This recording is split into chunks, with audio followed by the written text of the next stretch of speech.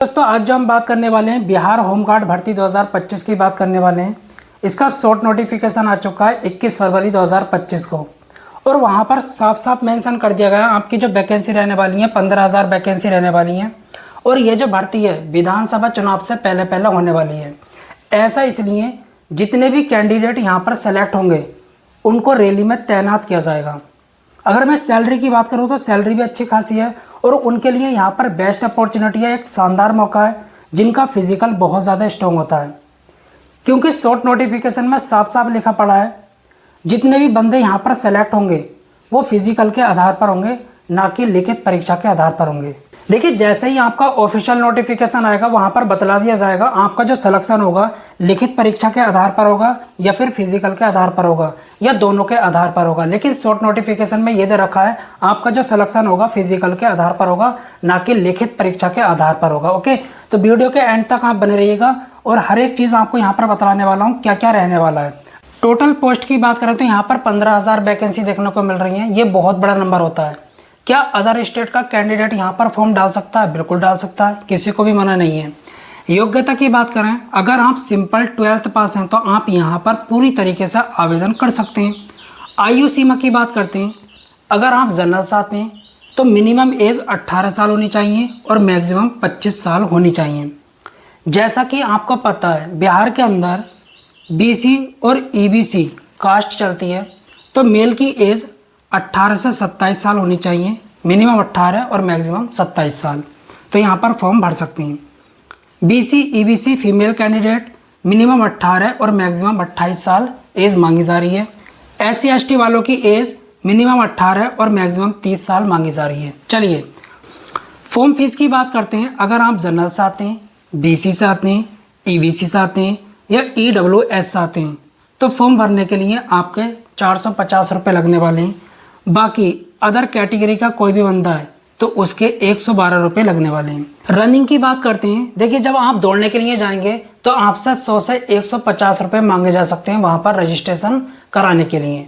बाकी ये जो आपकी भर्ती होंगी वो डिस्ट्रिक्ट वाइज होंगी, हर एक ज़िले में होंगी। किसी को 500 मिली है, किसी को 600 वैकेंसी मिली है, किसी को 700 मिली है। इस तरीके से जो है ये आपकी भर्ती रहने वाली है। और ये जो जिम्मेदारी है किसकी है? DM की। हर एक ज़िले के कितने ज़िले हैं? 38 ज़िले। किसके अंदर? बिहार के अंदर। हर एक ज़िले में इस तरीके से वैकेंसी जो है रहने वाली है और टोटल वैकेंसी कितनी है? 15,000। ओके, तो ये आपकी जो भर्ती होगी डिस्ट्रिक्ट वाइज होगी। किसी डिस्ट्रिक्ट को 500 वैकेंसी मिली है, किसी को 600, किसी को 700, इस तरीके से। अब रिटर्न की बात कर लेते हैं। अगर रिटर्न एग्जाम हुआ तो उसका सिलेबस क्या रहेगा? देखिए 100 क्वेश्चन होंगे, 100 मार्क्स के, 2 घंटे आपको करने के लिए मिलेंगे। नेगेटिव मार्किंग नहीं रहेगी। GK GS से 45 क्वेश्चन पूछाएंगे, साइंस से 30 क्वेश्चन, मैथ से 10 क्वेश्चन, हिंदी और इंग्लिश से 15 क्वेश्चन पूछे जा सकते हैं अगर रिटर्न एग्जाम हुआ तो। बाकी शॉर्ट नोटिफिकेशन में इसके बारे में कुछ भी नहीं दे रखा रिटर्न के बारे में। ओके, फिजिकल की बात करते हैं। यह है मेन चीज़ जो शॉर्ट नोटिफिकेशन में दे रखी है। चलिए सबसे पहला आपकी रेस होगी, ये क्वालिफाइंग नेचर का है। सिर्फ आपको क्वालिफाई करना है। मेल को कितना दौड़ना है? 1600 मीटर 6 मिनट में। फीमेल की बात करते हैं, इनको 800 मीटर दौड़ना है 5 मिनट में।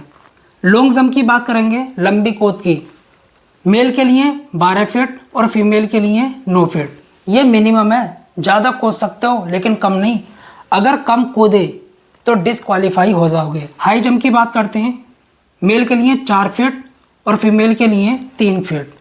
शॉर्ट पुट की बात कर लेते हैं, गोला फेंक, मेल को 16 फीट तक फेंकना गोला और फीमेल को 10 फीट तक फेंकना है।